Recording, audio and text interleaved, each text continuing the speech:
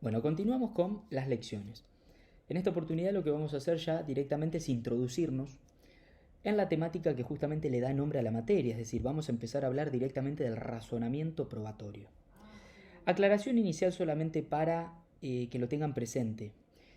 Muchos autores, y nosotros vamos a tomar este postulado, entienden que razonar es lo mismo que argumentar, es decir, tratan el razonamiento como los argumentos en un mismo sentido, es decir, son sinónimos. Bueno, a fin de no complejizar el asunto, nosotros vamos a entender que justamente razonar y argumentar son términos equivalentes, son sinónimos, queremos decir lo mismo, es decir, son indiferentes. ¿Qué es esto de razonar? Y más específicamente, ¿qué es esto del razonamiento? Bueno, algo muy sencillo. Es un proceso mental, ¿sí?, que uno desarrolla, conforme al cual, partiendo de determinadas premisas, es decir, de determinada información, llegamos a conclusiones. Estas conclusiones básicamente lo que nos permiten es acrecentar nuestros conocimientos existentes. Es decir, a partir de datos conocidos, arribo a datos prima facie desconocidos. Vamos a poner acá dos ejemplos, dos tipos de razonamientos, y los vamos a graficar mediante la utilización de un silogismo. ¿Sí? El silogismo básicamente, ustedes lo pueden observar de esta manera, tenemos una premisa mayor, una premisa menor y una conclusión. Por lo general la premisa mayor se corresponde con lo que sería un enunciado general, abstracto, aunque no necesariamente lo es, pero bueno, por lo general se explica así, es decir, es un enunciado que aplica a lo general. La premisa mayor es un dato bien específico con relación a un dato que tenemos bien presente con relación al mundo que nos rodea, ¿sí?, en este caso. Y finalmente tenemos la conclusión, que es lo que nosotros obtenemos luego de entremezclar estas dos premisas. Fíjense, acá hay dos tipos de razonamiento. El primero es un razonamiento deductivo. ¿Por qué decimos que es un razonamiento deductivo? Porque la conclusión surge necesariamente de las premisas. Y decir que surge necesariamente de las premisas significa que no hay manera posible, por lo menos si razonamos de manera correcta, válida, de llegar a otra conclusión. En este razonamiento nosotros tenemos una premisa mayor, un enunciado general que nos dice: todos los hombres son mortales. Todos los hombres son mortales. Y una premisa menor, la cual hace mención a un hombre específico. Juan es un hombre. Nosotros no sabemos si Juan es mortal o no lo es. Lo desconocemos. Es un dato que al día de hoy no tenemos. Lo único que sabemos es que Juan es un hombre. Perfecto. Aplicando esta regla general, este dato genérico, abstracto, llegamos a la conclusión de que Juan justamente es mortal. ¿Por qué? Porque todos los hombres son mortales y Juan justamente es un hombre. No hay razonamiento correcto que nos permita llegar a otra conclusión. Por eso hablamos de un razonamiento deductivo. La conclusión surge necesariamente de las premisas. Si yo llegara a la conclusión Juan no es mortal, el razonamiento sería inválido, sería incorrecto, porque las premisas no me llevan a esa conclusión. Aclaro, esto no significa que la conclusión sea verdadera, porque si yo parto de premisas falsas, la conclusión también lo será. Eso lo vamos a dar mucho más en detalle con posterioridad. A la par tenemos un segundo razonamiento, que me anticipo, algo que vamos a ver mucho más adelante. Esto es una falacia, ¿sí? En realidad es una abducción. Ustedes probablemente cuando estudiaron en el colegio, no todos, yo por ejemplo no, pero muchos estudiaron lógica en el colegio. Para mí debería ser una materia obligatoria, y más obligatoria aún en la carrera de Derecho, lógica, pero por lo general uno que estudia, bueno, razonamientos deductivos e inductivos, que ya los vamos a ver en detalle, ¿no? Cómo funcionan, cómo operan, cómo se constituyen.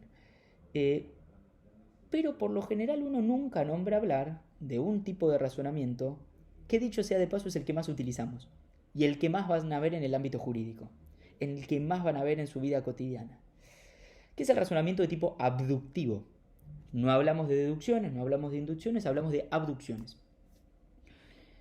Este es un razonamiento que nos va a llevar siempre a conclusiones probabilísticas.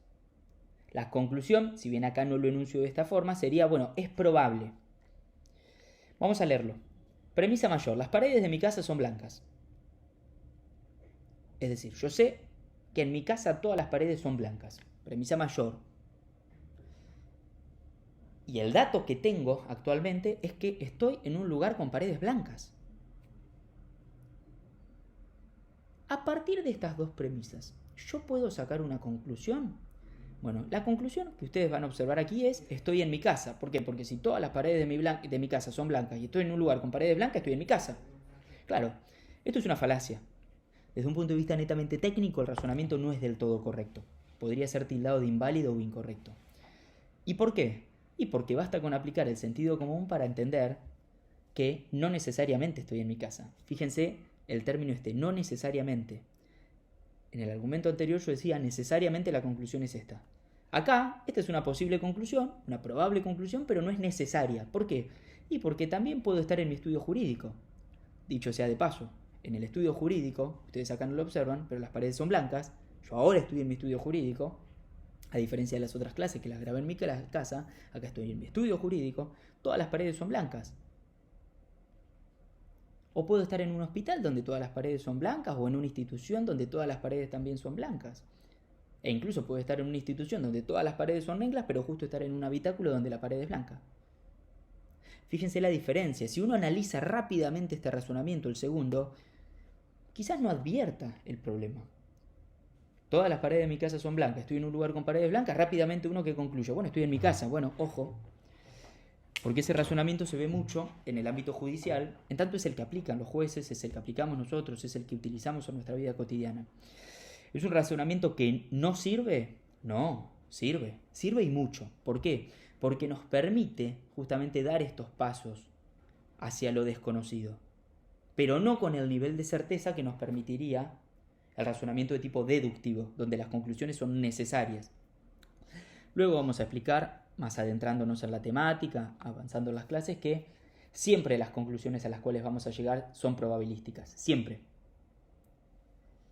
Porque uno nunca está exento, por más que uno pueda razonar correctamente, como en el primer ejemplo, uno nunca está exento de partir de premisas falsas. Por ejemplo, yo creo que Juan es un hombre y en realidad Juan no es un hombre. Juan es un perro, Juan es un maniquí, Juan es algún otro ser, pero no es un hombre. Entonces, termino en una conclusión que no se corresponde con la verdad.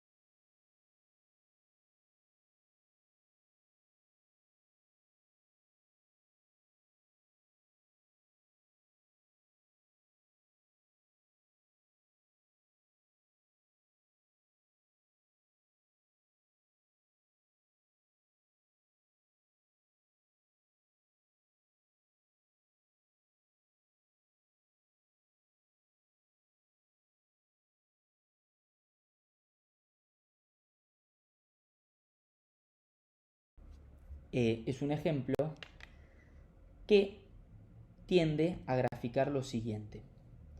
Hempel. Hempel es un autor cuyo libro, Filosofía de la Ciencia Natural, es muy utilizado,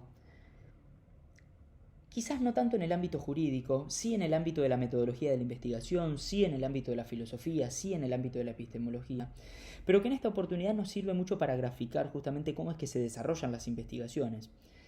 Y cuando hablo de investigaciones, en sí no estoy hablando de una investigación en un sentido técnico, estoy hablando de una investigación en el sentido de yo quiero conocer qué está pasando o qué ha pasado. Yo quiero solucionar, por ejemplo, un problema. Hempel, en su obra, cita un caso, que es el caso del físico húngaro Semmelweis, que entre 1844 y 1848 realizó diversos trabajos en el Hospital General de Viena, como miembro del equipo médico de la primera división de maternidad. En dicho entonces, y aquí está el problema que surge, este individuo estuvo preocupado al ver que gran parte de las mujeres que habían dado a luz en la primera división, es como si fuera una especie de primer pabellón, de habitáculo específico, contraían una enfermedad conocida como fiebre puerperal o fiebre de sobreparto. Pero ¿cuál era la nota característica? Que la tasa de mortalidad, ¿sí?, como consecuencia de esta fiebre, que padecían las mujeres que estaban internadas en la primera división, era notoriamente más alta que la tasa de mortalidad de las mujeres que estaban internadas en la segunda división. Es decir, había un desfasaje absoluto. Las mujeres que están internadas en la primera división mueren en mayor medida que las que están internadas en la segunda división. Obviamente que esto es algo no habitual o que no debería pasar, o que por lo menos tiene una causal. Si tiene una causal, obviamente estamos ante un problema. Y si estamos ante un problema, lo ideal sería solucionarlo. Ahora bien, para solucionar el problema, inexorablemente tenemos que conocer la causal, tenemos que ver el origen de este problema.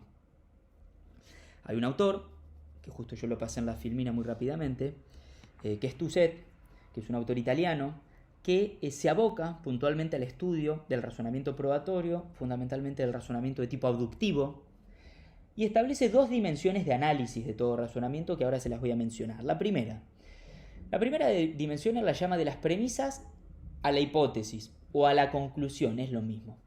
Cuando hablamos de premisas, en este caso lo vamos a utilizar como sinónimo de pruebas, de evidencias, de indicios, de datos que yo conozco de la realidad.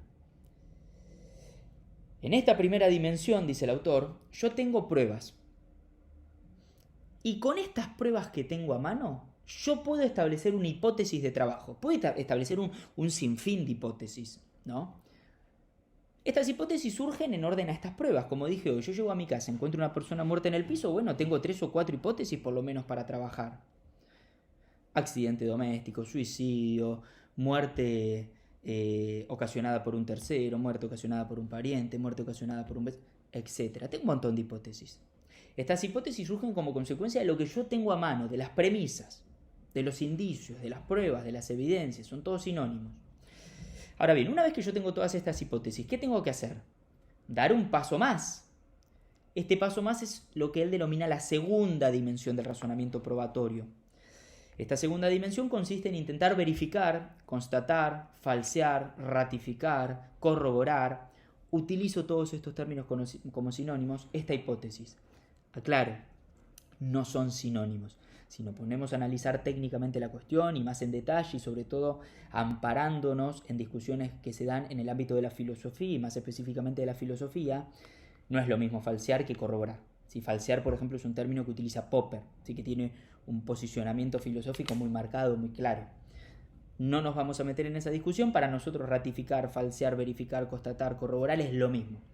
Nosotros cuando tenemos todas estas hipótesis, lo que tenemos que hacer es determinar si estas hipótesis son correctas. Ese es el resumen. ¿Y cómo lo hacemos? Poniendo a prueba la hipótesis. ¿Qué es lo que hizo justamente este físico húngaro cuando se encontró con este problema? Tengo una tasa de mortalidad más elevada en un pabellón que en el otro. Bueno, empiezo a pensar qué pudo haber pasado. Premisas sobre las cuales parto, o si se quiere, indicios o datos conocidos.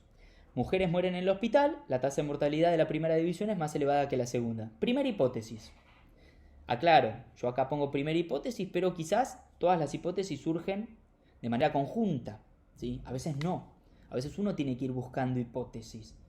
Utiliza una, la descarta. Utiliza otro, la descarta. En el ámbito jurídico la idea es no descartar de antemano ninguna hipótesis. Eso es importante para los abogados litigantes. Cuando plantean una hipótesis, bueno, preocuparse porque esa hipótesis no sea dejada de lado por quien tiene que investigar. Ya lo vamos a ver más adelante también. Primera hipótesis, una influencia epidémica. ¿Esto qué significa? Que como consecuencia, las muertes sucedían como consecuencia de cambios atmosféricos, cósmicos, telúricos que se extendían por distritos enteros causando esta particular fiebre. Claro, el problema es que esta hipótesis presenta un gran problema, y es que no explica por qué en una división había una tasa de mortalidad más elevada que la segunda. Es decir, explica, por ejemplo, la evidencia 1, muerte de mujeres en el hospital, pero no explica la evidencia 2, el segundo dato que tenemos, la tasa de mortalidad, que es lo que representa el gran problema. Descartamos la hipótesis, vamos con otra, el hacinamiento. Bueno, probablemente la tasa de mortalidad más elevada de la primera división obedezca al hacinamiento.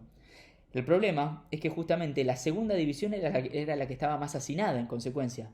Nuevamente no explica la evidencia o el dato 2.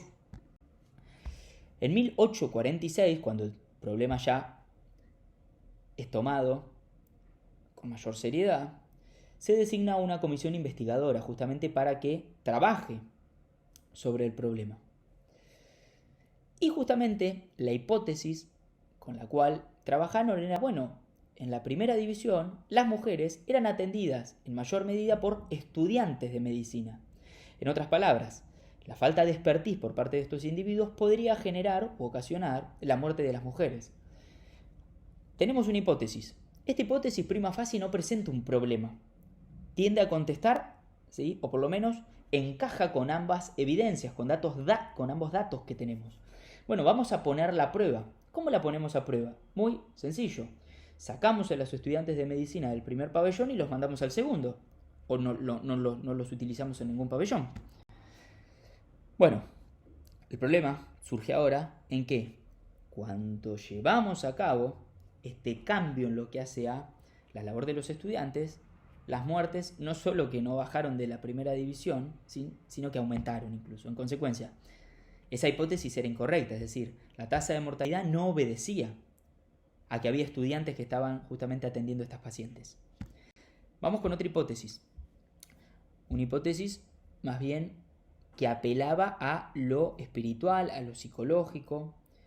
En este caso, se consideró que la caminata de un sacerdote, si que era el que portaba los últimos auxilios a una moribunda o a las moribundas, el cual tenía que pasar por 5 salas de la primera división, antes de llegar a la enfermería, podía llegar a generar un desencadenante de terror en las madres, y como consecuencia de este terror, de este malestar espiritual, se generaba un debilitamiento en lo que sería su sistema de salud. En consecuencia, las volvía justamente un poco más permeables a contraer esta enfermedad. Es una hipótesis plausible, probable. Bueno, ¿qué hay que hacer? Ponerla a prueba para constatar si la hipótesis es correcta o no. ¿Cómo se pone a prueba esta hipótesis? Muy sencillo. Le cambiamos el camino a recorrer por el sacerdote. No lo hacemos pasar más por el primer pabellón a fin de que justamente estas mujeres no lo vean. Si la hipótesis es correcta, la tasa de mortalidad debería bajar. Perfecto. Realizando estos cambios, la tasa de mortalidad no baja. En consecuencia, esta hipótesis no es correcta. Esta hipótesis, es decir, la caminata del sacerdote, no es la causa que ha acrecentado la tasa de mortalidad del primer pabellón. Tenemos que seguir buscando hipótesis. Como no se encontraba la solución al problema, justamente Semmelweis consideró que la causa de la fiebre podría obedecer a que las mujeres de la primera división dormían de espalda, en contraposición a lo que ocurría con las mujeres de la segunda división que dormían de costado. Bueno, es una hipótesis también plausible, incluso probable. Hay que ponerla a prueba. ¿Cómo la ponemos a prueba? Haciendo que las mujeres de la primera división duerman de costado y no de espaldas. Si la conclusión sería correcta, la tasa de mortalidad debería bajar. ¿Qué pasó? No bajó. Ahora bien, fíjense lo siguiente, por cuestiones del destino, del azar, de la suerte, llámalo como quieran, en el año 1847, justamente, este hombre logró dar con la solución al problema. Justamente cuando un colega suyo recibió una herida en su dedo. Esta herida se produjo como consecuencia de un escalpelo con el que se había realizado una autopsia. Es decir, se realizó una autopsia con el escalpelo y con posterioridad este escalpelo le produjo un corte a este individuo. ¿Qué pasó? Le produjo una infección y como consecuencia de esa infección murió.